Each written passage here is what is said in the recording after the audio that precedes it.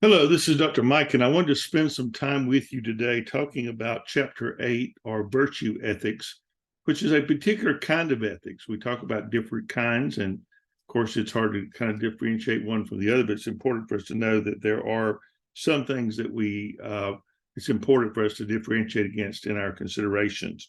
We want to talk about how virtue ethics may differ from other approaches that we may take to ethics. We want to describe some key virtues, how they are manifest in real situations, how you may meet them in your career as a nurse or other. You will always come in contact with people who have various forms of ethical behavior, and it's important for you to be able to know and to relate to those things when you encounter them. We want to describe the functions, the theory, so that you'll have a clear understanding, identify some features of the different cultural approaches to virtues, realizing that every culture has a different set of virtues many times. As they do ethics, they have a different look at life and outlook on life.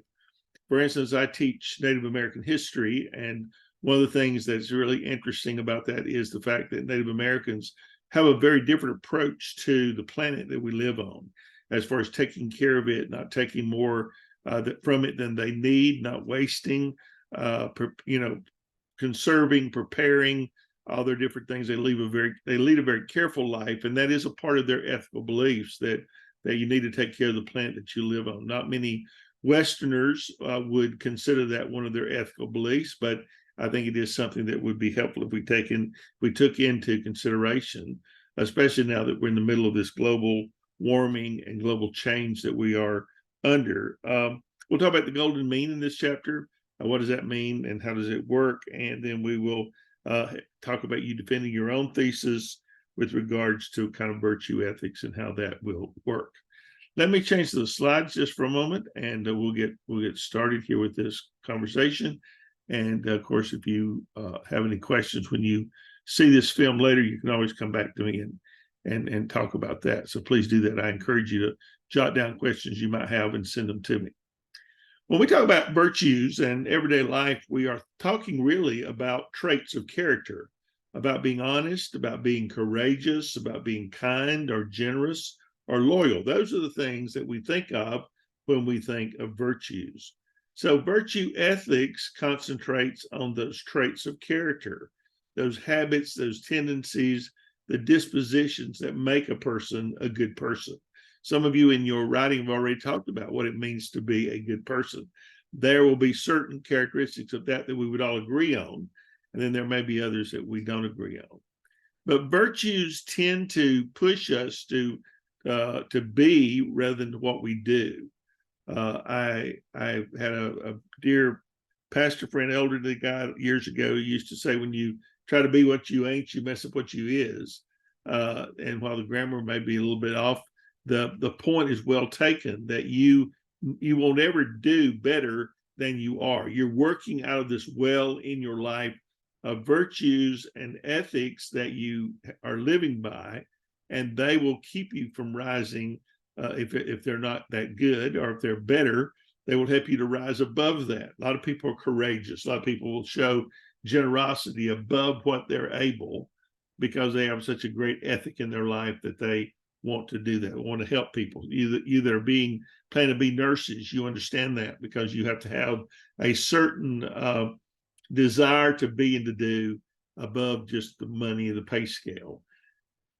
Virtues will help us to express our highest potential, get us beyond the mediocre. The virtuous or the moral life will look at the excellence of character. You want to have a tremendous character. My grandmother was raised in the Great Depression. She lived in a house where you could see the chickens walk under the floor. She got up in the morning with snow blowing on her bed, but she was very much concerned about her good name, about her status in the community, about how people treated her based on how her children behaved and all kind of other things. And so her ethics were quite strong, and she lived a very strong life, and she got things accomplished. She literally bought 50 acres and a house and paid for it working in the cotton mill for 33 cents an hour. I have a check stub from her where she worked 60-hour week and brought $13.45 or something like that. One of the people we talk about ethics and virtue and character is Aristotle. Aristotle lived from 384 to 322 BCE, or before the Common Era. And he stressed this idea of virtue or excellence, and it became a part of the Greek society. They were working to be excellent in what they did. And of course, you may not know this, but they started the Olympics just to show off this excellence. So this moral character had a lot to do with their lives. And so they had competitions to show how well they were excelling and exceeding in that. There are two types of virtues. There are intellectual virtues, the excellencies of the mind, that is, ability to reason, judge well. You would know people like that. And then there's moral virtue, and those are the excellencies that dispose us to act well, to behave ourselves, to do the things that would be, right to do in any situation. Aristotle talked about what he called the golden mean, that is the virtue, the mean, the average between the extremes. The Buddhists call it the middle way. I like the Buddhist idea. And the picture there is that you have a ditch on each side of the road. And so you keep your life in the middle, keep it out of the ditch, either on the right side or the wrong side, or the conservative side or the liberal side, whatever it is. That idea of balance is something that you will come back to time and time again. There are four virtues that consider to be cardinal virtues. They are prudence and wisdom, justice, temperance, and courage. Those four things would be the four things the Greeks would be talking about. And of course, with prudence and wisdom, the only thing about that is it takes years to do that. You get this from time. The others you may learn a little bit quicker, but with wisdom is time. You should never pray for wisdom, because the Bible says that tribulation works patience. So, you can end up calling fire down on your own head. Aristotle's view was that there was an inherent order in nature. And the term you see there, eudaimonia, the ultimate good of humans is happiness, blessedness, prosperity. Sounds very much like Jefferson's opening lines of the Declaration of Independence, that man's looking for happiness, blessedness, and property, that kind of thing. The function, as well as humans, we have to use knowledge and wisdom, or we get in trouble. You're going to need a great deal of wisdom and knowledge on your new job when you get it. And so you learn how you get that by meditating, by thinking, or, if you're religious, you pray, you read your Bible, those kind of things. Wisdom comes by meditating and thinking about what you are doing. The rational element gives us knowledge and guides our choice, guides our action, but we must develop the ability to know the world and to know truth. You cannot just say, I don't care what's going on out there, I don't want to know that. You have to know if you're going to function in this world and do well. So the question comes up then, if we evaluate virtue ethics, are there any universally valuable traits to everybody?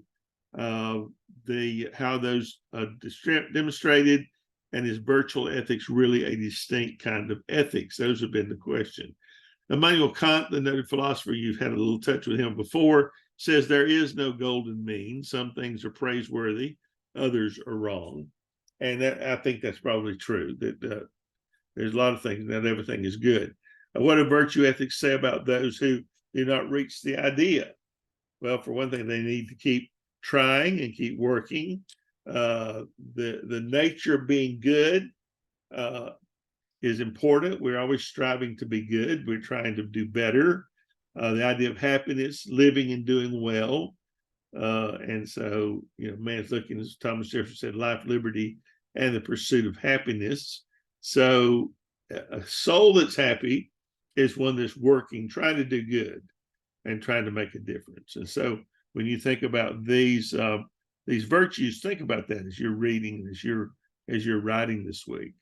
So, the nature of virtue, it's a moral state.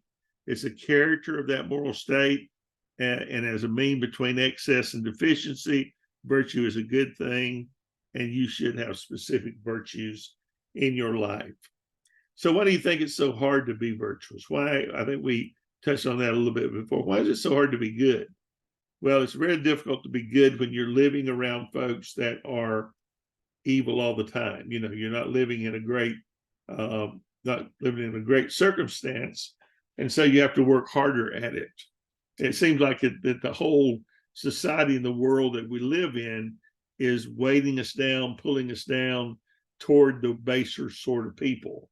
And so we have to have that extraordinary power, that determination to do right. Old Dr. Bob Jones Sr., the noted preacher, used to say, do right if the stars fall. That's your determination that you're going to do right regardless. If it brings about the end of the world, you're going to do right. If it brings any other calamity upon you, you're going to do right because God will take care of you. But do right if the stars fall. We live in a day when truth is falling in the streets. You realize that we don't have a lot of truth going around. So you'll be an unusual person. Set yourself apart by always telling the truth. Always speak truth with your neighbor. Speak truth on your job, and speak truth with the people you live with, because that is a virtuous way to have a family, to have a business, to have a career, to have an obsession with a career. Always be truthful. Determine that I'm going to speak the truth, in love. And that's the key word there, in love. And it will change your workplace. So let me encourage you to do that. Ethics would have a great deal with that. There are a lot of the virtue ethics that you can bring into your workplace that will make it a better place. Generosity, caring, loyalty, being faithful, being on job on time. Don't lay out and throw the work on your neighbor. Think about other people and what they have to endure when you're absent a day, and how much work they have to do, twice the work, and it has to be done. It's not like I can just leave it for you tomorrow. So these are all virtues when you care enough to do, to live and to do, and the things that you care about, then you'll be happy. So this is pretty much chapter 8.